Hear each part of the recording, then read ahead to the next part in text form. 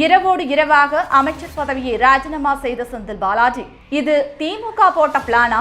நாடாளுமன்ற தேர்தல் நெருங்குவதால் விரைவில் ஜாமீன் கிடைக்க வேண்டும் என்பதற்காக திமுக போட்ட திட்டமா? இலாகா இல்லாத அமைச்சராக இருந்த செந்தில் பாலாஜி தனது அமைச்சர் பதவியை ராஜினாமா செய்துள்ளது அரசியல் வட்டாரத்தில் விவாதத்தை ஏற்படுத்தியுள்ளது. இது குறித்த முழு விவரங்களை இந்த செய்தி தொகுப்பில் பார்க்கலாம்.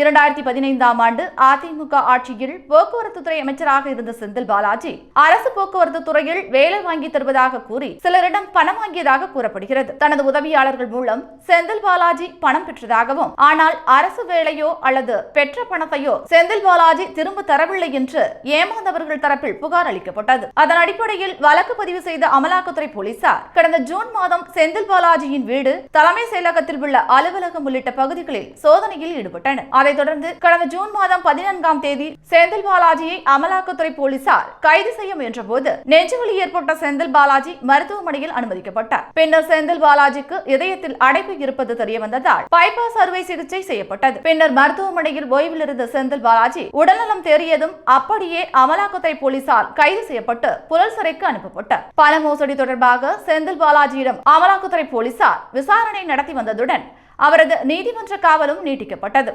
ஒவ்வொரு முறையும் ஜாமீன் கேட்டு செந்தில் பாலாஜி மனு தாக்கல் செய்யும் போது அமலாக்கத்துறை தரப்பில் எதிர்ப்பு தெரிவிக்கப்பட்டது. செந்தில் பாலாஜிக்கு எதிராக 3000 பக்கம் கொண்ட குற்றப்பத்திரிகையை தாக்கல் செய்த அமலாக்கத்துறை போலீசார் அவரை வெளியில் விட்டால் சாட்சியங்கள் கலைக்கப்பட்டு வழக்கு விசாரணையில் தொய்வு ஏற்படும் என கூறப்பட்டது. அதே நேரம் சிறைக்கு சென்ற செந்தில் பாலாஜியை இலாகா இல்லாத அமைச்சராக முதலமைச்சர் மு.க. ஸ்டாலின் தலைமையிலான தமிழக அரசு அறிவித்தது. இதனைத் தொடர்ந்து இலாகா இல்லாத அமைச்சராக 230 நாட்களுக்கு மேலாக சிறையில் இருக்கும் செந்தில் பாலாஜிக்கு எதிராக கடுமையாக விமர்சனங்கள் வைக்கப்பட்டன. நீதிமன்றமும் எதிர்க்கட்சிகள் அவரின் அமைச்சர் பதவியை விமர்சித்து வந்தனர். இதற்கிடையே அண்மையில் செந்தில் பாலாஜியின் நீதிமன்ற காவலை 19வது முறையாக நீட்டித்த சென்னை உயர்நீதிமன்ற நீதிபதி ஆனந்த் வெங்கடேஷ், கடைநிலை ஊழியர் ஒருவர் குற்ற வழக்கில் 48 மணி நேரம் சிறையில் இருந்தாலே உடனடியாக இடைநீக்கம் செய்யப்படுகிறார்.